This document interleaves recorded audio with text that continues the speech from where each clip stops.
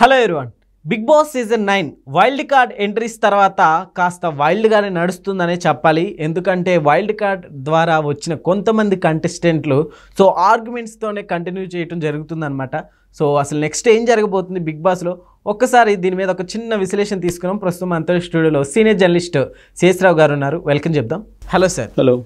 ఈ big boss షోలో ఇప్పుడు వెళ్ళిన కంటెస్టెంట్స్, వైల్డ్ కార్డ్ కంటెస్టెంట్స్లు, వాళ్ళలో ఇద్దరు ఒకళ్ళు అని కూడా చెప్పచ్చు, ఎందుకంటే డిస్కషన్స్ వల్ల. ఎలా చూడొచ్చు సార్ నెక్స్ట్ అసలు ఏం జరగబోతుంది? ఇప్పుడు లేటెస్ట్ ప్రోమో ఒకటి రిలీజ్ అయింది. ఆ ప్రోమో చూస్తే కనుక దివ్యల మాదిరి అలియాస్ దువ్వాడ మాదిరి, అంటే దివ్యల అంటే ఒప్పుకోవట్లేదంట ఆవిడ. ఈ మధ్యకాలంలో ఒక ఇంటర్వ్యూలో మేము ఇద్దరం పెళ్లి చేసుకున్నాము అని చెప్పారు. ఇది దువ్వాడ శ్రీనివాస్ అను దివ్యల మాదిరి. ఆవిడ బిగ్ బాస్ షోలో కదా నీ పేరేంటి అని అడిగితే నా పేరు తెలీదా అంటూ గొడవ దిగింది. జనరల్గా అందరికీ తెలియాలనే ఉంది. ఇప్పుడు యాక్చువల్గా మాధురి గురించి ఎంతమందికి తెలుస్తుంది?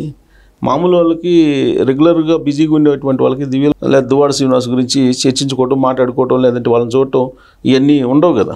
సార్ స్టార్టింగ్ అంటే ఆర్గ్యుమెంట్స్ తోటి స్టార్ట్ అయింది, ఇప్పటికి కూడా కంటిన్యూ అవుతానే ఉంది సార్. యాక్చువల్లీ ఆ ప్రోమో ప్రతి ఒక్కరితోటి ఆర్గ్యుమెంట్స్ చేస్తున్నారు. అసలు హౌస్ లో ఉంటారంటారా? అంటే అసలు ఏ మాట మాట్లాడినా కానీ ఫైర్ అవుతుంది ఆవిడ.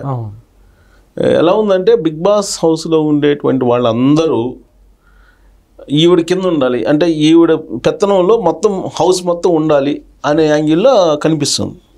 అసలు ఒక మూమెంట్లో అయితే జనరల్గా మనం అనకూడదు కానీ పల్లెటూరులో వాటర్ బాగా ప్రాబ్లం ఉన్నప్పుడు బోర్ల దగ్గర, బావుల దగ్గర బిందెలు తీసుకొచ్చుకొని ఫైట్ చేసుకుంటారు. ఆ టైప్లో ఆవిడ అరుస్తున్నారు. మీరు దివ్య అడుగుతూ ఉంటే మీరు కర్రీ వేసుకున్నారా అని అంటే, కొద్ది కర్రీ వేసుకుంటే ఏమవుతుంది అని చెప్పేసి గొడవకి, అంటే కదిలిస్తే గొడవ అన్నట్టుగా ఉంది. ఇదంతా ఏంటంటే ఈ ఫుటేజ్ క్రియేషన్ కోసం అని చెప్పి మాట్లాడుకుంటున్నారు దివ్యాను ఇంకొకళ్ళు. అంటే స్ట్రాటజీ లాగా అనుకోవచ్చు సార్, గేమ్ కోసం ఇదంతా చేస్తున్నారంటారా? అంటే ఒక లిమిట్లో గేమ్ కోసం వాళ్ళు చెప్తారు. బిగ్ బాస్ ఆడిస్తారు కదా, బిగ్ బాస్ గొడవలు పెడతారు, ఇవన్నీ ఆ కాన్సెప్టే అది కదా.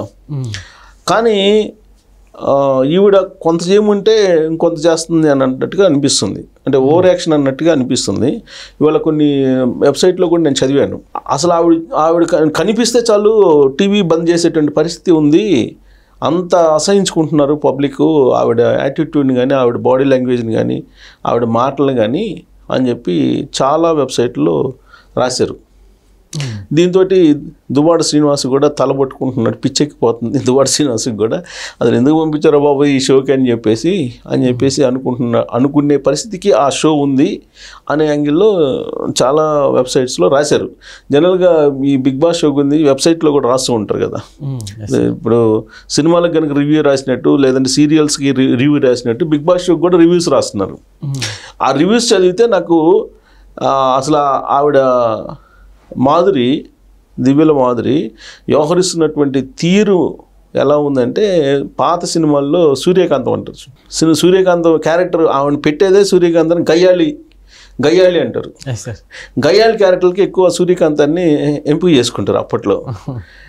ఇక్కడ బిగ్ బాస్లో గయ్యాళి ఎవరైనా ఉన్నారంటే దివ్యల మాదిరిలాగా కనిపిస్తున్నారు సార్. యాక్చువల్లీ ఈవిని కూడా ప్రజా ప్రతినిధులుగా మనం చూడొచ్చా? అంటే ఇంతకుముందు ఎమ్మెల్సీ దువ్వాడ శ్రీనివాస్ గారు, ఇలాంటి వాళ్ళు ఎలాంటి బిహేవియర్ ఉంటుందని ఎక్స్పెక్ట్ చేస్తుంటారు అసలు పబ్లిక్? ఇప్పుడు దువ్వాడ శ్రీనివాసు ఆయన ఎమ్మెల్సీ అయినంత మాత్రాన ఆయన ప్రేమించినటువంటి దివ్యల మాధురి ప్రజాప్రతినిధి అని మనం ఎలా అనుకుంటాం? వైఎస్ఆర్ కాంగ్రెస్ పార్టీలో ఆవిడ కార్యకర్త, ప్రజాప్రతినిధి అని మనం ఎలా అనుకోలేం కదా. ప్రజాప్రతినిధులు అయితే కనుక అసలు బిగ్ బాస్ షోకి వెళ్ళరు, బిగ్ బాస్ షోకి ఎంటర్ కావడానికి ఇష్టపడరు. చిన్న ఎగ్జాంపుల్ చెప్తాను నేను. అంతకుముందు కొంచెం అనలిస్ట్గా వ్యవహరించేవాళ్ళు కొంతమంది, కొంచెం అనలిస్ట్గా, తర్వాత భౌగోళిక అంశాలు, అంతరిక్ష అంశాలు, వీటన్నిటి గురించి అనలైజ్ చేసేటువంటి వాళ్ళు ఉన్నారు. వాళ్ళు ఆ మధ్య బిగ్ బాస్లోకి వెళ్ళారు. వెళ్ళి వచ్చిన తర్వాత నుంచి వాళ్ళకు ఉండేటువంటి గ్రాటిట్యూడ్ ఏదైతే ఉందో, వాళ్ళకి అప్పటి వరకు ఉండేటువంటి గౌరవం ఏదైతే ఉందో అది తగ్గిపోయింది. ఇప్పుడు మీడియాలో ఎక్కడ కనిపించట్లా నాకు. అంటే వాళ్ళ పేర్లు చెప్పొచ్చు కానీ నేను చెప్పడానికి వాళ్ళ బాగుండదు, వాళ్ళ పర్మిషన్ లేకుండా చెప్పడం. ఇంతకుముందు అంతరిక్షంలో ఏదైనా ర్యాకెట్ పంపించేటప్పుడు శ్రీహరికోట నుంచి అలాంటి వాళ్ళని పిలిచేవాళ్ళం. వాళ్ళని పిలిచి వాళ్ళకి అంతరిక్షం మీద అవగాహన ఉంది, వాళ్ళకి అంతరిక్షం మీద ఖగోళ శాస్త్రం మీద అవగాహన ఉంది, అందుకని చెప్పి పిలిచి మాట్లాడేవాళ్ళం ఇంతకుముందు. వాళ్ళు వాళ్ళకి ఆ క్రేజ్ ఉంది కాబట్టి బిగ్ బాస్ షోకి ఆహ్వానించారు, బిగ్ బాస్ షోకి వెళ్ళారు. ఆ బిగ్ బాస్ షోకి వెళ్ళి వచ్చిన తర్వాత వీళ్ళని అసలు ఆ జోనర్లో చూడలేకపోతున్నారు ఎవరు, అందుకని ఎవరు పిలవట్ల వాళ్ళు ఎవరో కూడా నేను చెప్పిన దాన్ని బట్టి అర్థమవుతుంది చాలామందికి. సో అలాంటి పరిస్థితి ఒక్కసారి బిగ్ బాస్ హౌస్లోకి వెళ్ళి వచ్చిన తర్వాత వాళ్ళ గ్రాఫ్ పడిపోతుంది. అప్పటి వరకు ఉన్నటువంటి ఇప్పుడు ఎక్కడ దాకా ఎందుకు నాగార్జున హోస్ట్గా ఉన్నారు. నాగార్జున హోస్ట్గా ఉన్నప్పుడు ఇప్పుడు హోస్ట్గా ఉన్నటువంటి ఆయన గురించి ఎలాంటి ఒపీనియన్ ఉంది ఇంటలెక్చువల్ సెక్టార్లో? అంతకుముందు నాగార్జున ఏంటి, బిగ్ బాస్ షోకి హోస్ట్ చేసిన తర్వాత పరిస్థితి ఏంటి అనేది చూసుకుంటే నారాయణ గారు లాంటి వాళ్ళు వ్యతిరేకిస్తున్నారు కదా ఆయన్ని. సో కాబట్టి అక్కడికి వెళ్ళి వచ్చితే గ్రాఫ్ పడిపోద్ది అనేటువంటి అభిప్రాయం ఉంది, ఉన్నటువంటి విలువ పోతుంది అని ఇంటలెక్చువల్ సెక్టార్లో. సో అది వాళ్ళు ఏమంటున్నారు, అది ఎంటర్టైన్మెంట్ ప్రోగ్రామ్ అంటున్నారు, కానీ లోపల ఏం జరుగుతుంది, ఇల్లీగల్ యాక్టివిటీస్ జరుగుతున్నాయి అనేది ఆ షో మీద ఉన్నటువంటి ఆరోపణలు. సో ఇప్పుడు అక్కడ జరుగుతుంది ఏంది, అక్కడికి బాండింగ్ పెట్టుకోవాల్సి వస్తుందని చెప్పి అడిగారు. ఎవరు? బిగ్ బాస్ అడిగారు. ఎవరు? నాగార్జున అడిగారు.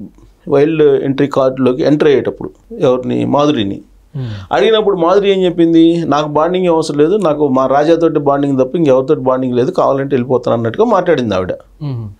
సేమ్ అక్కడ కూడా దివ్య అడుగుతుంది ఏదో సందర్భంలో, బాండింగ్ కోసం నేనేం అడగట్లేదు నిన్ను అంటే అప్పుడు అసలు రెచ్చిపోయింది ఈవిడ. నేను బాండింగ్ కోసం రాలేదు, నేను గేమ్స్ ఆడటానికి వచ్చాను ఈ షోకి, ఎవడు బాండింగ్ నాకు అవసరం లేదు అని చెప్పేసి బాగా అరిసింది. ఇవాళ ప్రోమో వచ్చింది, వచ్చి ఇలా అసలు కొట్టేసి చేతులు కొట్టుకొని గందరగోళంగా ఫైర్ అయిపోయి ఉంది.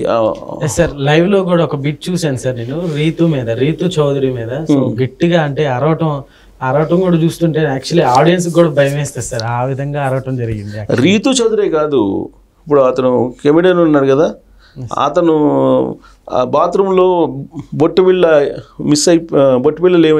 ఏమైనాయి అని చెప్పి అడుగుతుంది. మా అమ్మ తీసుకెళ్ళిందని ఏదో చెప్తాడు అతను. దాని మీద విపరీతమైన రియాక్ట్ అయింది ఈవిడ. సంజన మీద రియాక్ట్ అయింది. సంజన మీద రియాక్ట్ అయ్యి నేను ఆ బొట్టు బిళ్ళలు పోతే పోయి నేను మళ్ళీ ఇస్తాను అంటే, నీ నాకెందుకు, నాకు కావాలి, నాకే కావాలి, నీ నాకెందుకు అని చెప్పేసి గొడవకి దిగింది. అంటే కదిలిస్తే గొడవకి అనేది ఇదంతా ఎందుకంటే ఫుటేజ్ కోసం చేస్తున్నారు, ఫుటేజ్ ఎంత క్రియేట్ చేస్తే అంత బిగ్ బాస్ షోలో కంటిన్యూ కావచ్చు అనే యాంగిల్లో చేస్తున్నారు అనేది. కాకపోతే బిగ్ బాస్ చాలా వ్యవహారం, హోస్ట్గా ఉన్నట్టు నాగార్జున బిగ్ బాస్ చాలా తెలివిగా వ్యవహరిస్తున్నట్టు కనిపిస్తుంది. ఎందుకంటే వాళ్ళకి కావాల్సిన రేటింగ్ కావాలి, వాళ్ళు ఆడియన్స్ని ఆకట్టుకోవాలి. సో ఆడియన్స్ ముందు ఎక్స్ట్రీమ్ లెవెల్లో చూపించాలి వీళ్ళని. ఆ విషయంలో మాధురిని వీలున్నంత వరకు మ్యాక్సిమం ఉపయోగించుకుంటున్నాడు అని చెప్పేసి అనుకోవచ్చు. బిగ్ బాస్ బాగా కంటిన్యూ చేస్తారనుకోవచ్చు సార్, బయటకు పంపించకుండా. ఇది నేను ఆల్రెడీ ఇంతకుముందు వీడియోలో కూడా చెప్పాను, బిగ్ బాస్ నిర్వాహకులకి ఎవరిని ఎప్పుడు పంపించాలనేది ఖచ్చితంగా వాళ్ళ టార్గెట్ ఉంటుంది, ఆ మేరకు పంపిస్తారు. ఇప్పుడు దివ్యల మాధురి వచ్చిన తర్వాత ఆ షో ఒక సెక్టర్ ఆఫ్ పీపుల్ చూస్తున్నారు. ఇంతకుముందు పొలిటికల్ వాళ్ళు అంత పెద్దగా చూసేవాళ్ళు కాదు, ఈవిడ పొలిటికల్ రిలేటెడ్ కూడా కాబట్టి పొలిటికల్ ఆడియన్స్ కూడా యాడ్ అవుతారు. ఇప్పుడు రెగ్యులర్ ఆడియన్స్తో పాటు ఇంకొంత అదనపు ఆడియన్స్ కూడా యాడ్ అవుతారు కదా. సో ఆ కారణం చేత మ్యాక్సిమం ఉపయోగించుకుంటాడు ఆవిడని, ఇది రేటింగ్ కోసం. అందుకే బహుశా నేను అనుకున్న బిగ్ బాస్ రెచ్చగొట్టినందువల్ల రెచ్చిపోతున్నారేమో అనిపిస్తుంది. మనకేం చెప్తారు, చాణక్యుడు ఏం చెప్తాడంటే, ఒక వ్యక్తి యొక్క భావాల్ని, ఒక వ్యక్తి యొక్క ఆలోచనల్ని, ఒక వ్యక్తిలో ఉండేటువంటి లోపల మనిషిని తెలుసుకోవాలని అంటే స్వేచ్ఛ ఇచ్చేయాలంట, పూర్తిగా స్వేచ్ఛ ఇచ్చేయాలంట. పూర్తిగా స్వేచ్ఛ ఇచ్చినప్పుడు ఇతను ఏమనుకుంటాడంటే, నన్ను ఎవరు చూడట్లేదు, నాకేం తిరుగులేదు, నా వెనక బిగ్ బాస్ ఉన్నాడు అనేటువంటి ఒక ఫ్రీడమ్ వచ్చేస్తుంది. ఫ్రీడమ్ వచ్చేసినప్పుడు తప్పు మీద తప్పు చేసేస్తుంటారు. ఫ్రీడమ్ లేనప్పుడు ఏంటంటే ఎవరైనా సపోజ్ తప్పు చేశారనుకో, ఈ తప్పు అని అంటే వాడు రెక్టిఫై చేసుకుంటాడు ఇమీడియట్గా.